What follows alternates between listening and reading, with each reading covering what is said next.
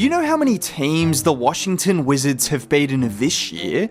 2. The Atlanta Hawks and the Denver Nuggets. We are now over a quarter into the season and they have beaten 2 teams, and one of them was the Denver Nuggets. Not just any team, but a team with a generational player in the prime of his career. And as of right now, it looks like the Nuggets are about to waste another generational season from Nikola Jokic. Because if you can't beat one of the worst teams in NBA history when your star player is doing this, how are you going to win an NBA title? And it wasn't just one loss to the Wizards. This has been a theme of the Nuggets' entire season. Low effort, low execution, and honestly, not enough talent. To the point where after the game, Nikola Jokic came out and said this, a reaction. In my country where I'm from, after this kind of stretch, you're gonna get a paycheck that is a little bit less than you are worth. So maybe that's what we need to do. Maybe a little motivation that way. Now, it is worth noting that this was said in a joking manner, but I think we all know there was some truth behind that joke. And for anyone who has followed the Nuggets or Nikola Jokic for years, it is very rare for him to say something like that. He's often critical of himself, but it is rare for him to be as critical of the team.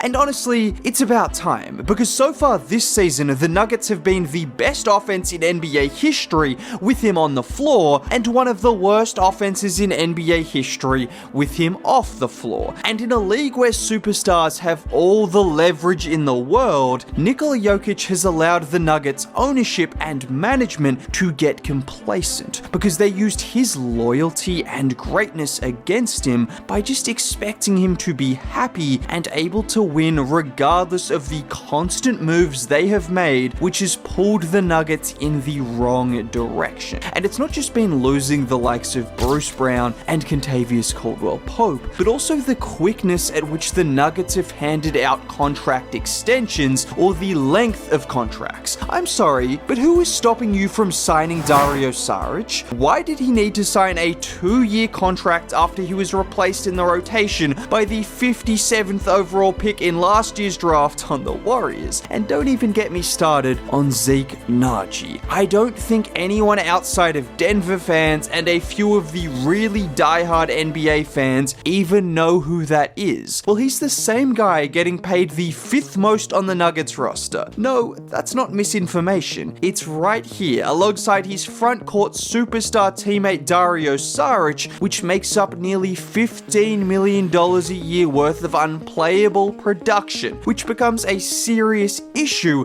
when that is the money that is supposed to make up for the loss of key players like KCP and Bruce Brown. But the reality is, we can talk about Calvin Booth giving Dario Saric a 2-year contract, or the fact he was so confident that the Nuggets would be better than ever without Bruce Brown and Kentavious Caldwell-Pope. But so much of the Nuggets' problems are rooted in Jamal Murray, who also happened to get a very large contract over the offseason. And this is the reality of the NBA. When you pay someone a significant sum, they need to be of value, otherwise you have to cut costs elsewhere, like letting Kentavious Caldwell-Pope walk. Which is why it's not unfair to criticize Jamal Murray, because he is quite literally handicapping this team right now. And that's only going to get worse as his contract gets bigger. And what I don't want to do is rewrite history. The Nuggets don't win an NBA championship without Jamal Murray playing like an all-NBA level guard during that playoff run.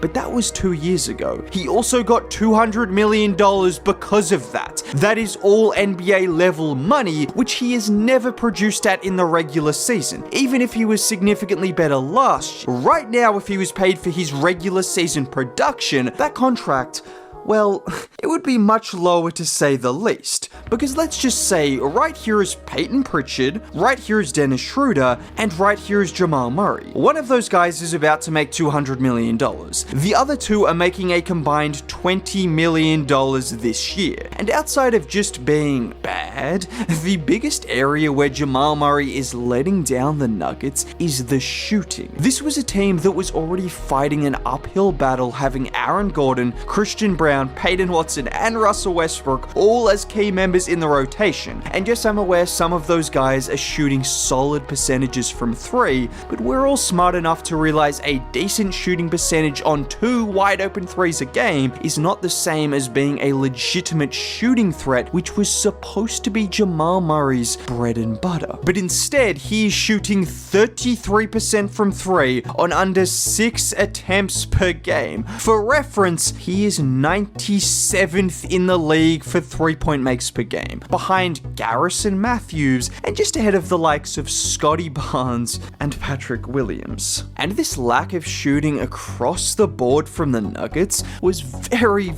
evident in that abysmal game versus Washington, with the Nuggets making a total of 5 3-point shots, 5 total 3s. So about a 3-pointer every 10 minutes against the worst team and defense in the league. And it gets better, because 60% of those 3s were from their 7-foot, 290-pound center, and 2 were from Julian Strawther. The rest of the team combined to shoot 0 of 14. And the fact Nikola Jokic has become the best shooter on this team alongside Michael Porter Jr.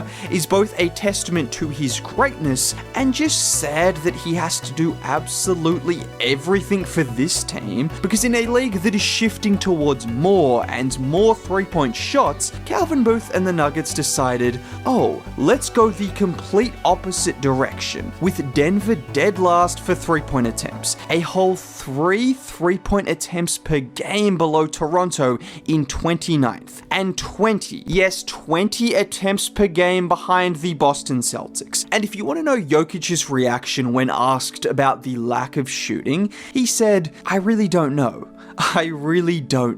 And I think the biggest indication of Jokic having to do too much and also not being confident in his supporting cast is his points per game. For years, we have tried to tell the world that Jokic could average 35 points a game if he chose to, but that is not his nature, evidenced by the fact he will have games where he only takes 3 or 4 shots against weak opposition because he doesn't care to stat pad like some people would say. But for him to be able to do that, well, he needs teammates who he trusts and who can actually make shots. Unfortunately, we have reached the point where Jokic is the best post scorer, best mid-range shooter, best 3-point shooter, best rebounder, and best passer on his team, which I don't know. It feels slightly unsustainable. And you know what's crazy? After last year's playoffs, Michael Malone and KCP came out and said the team was flat. They were out of energy, they were gassed. So what did the Nuggets do during the offseason? They lost depth, acquired one good player in Russell Westbrook, and have now forced Jokic to play more minutes than ever before. And when I say more minutes, he is averaging 3 more minutes per game than at any point in his career, which is purely because Denver cannot survive with him off the floor. And even with him on the floor, is there enough talent on this team to win a championship? When you look around the league and you have second options like Karl Anthony Towns, Damian Lillard, Jaylen Brown, Kyrie Irving, and Devin Booker. I mean, Suns fans have been freaking out about Booker averaging 25 and 6 a game. Can you imagine that next to Nikola Jokic? Or maybe just any all-star player ever? That would also be cool. I think the Nuggets have a solid supporting cast, don't get me wrong, but this doesn't matter if you don't have anyone on the team that can produce at an all-star level when you are going up against some of those teams and players that I just mentioned. Now, if you did make it all the way to the end of the video and want to see more content like this, consider subscribing, dropping a like on the video would be cool. Most importantly, have a great day. Bye.